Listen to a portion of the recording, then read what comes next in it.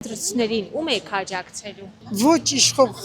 ուժեղ Հայաստան։ Իսկ ինչով է հիասթափեցրել գործող իշխանությունը, ասում են թոշակները բարձրացրել է։ Այդ կապ չունի, ուզում է թոշակները կրկնագի երակի ավելացնի, ամեն ինչը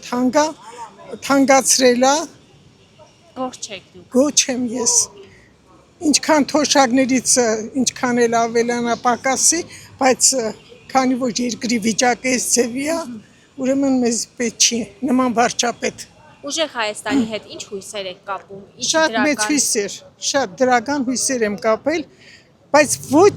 իշխող իշխանության եմ ընտրելու, համենայն դեպս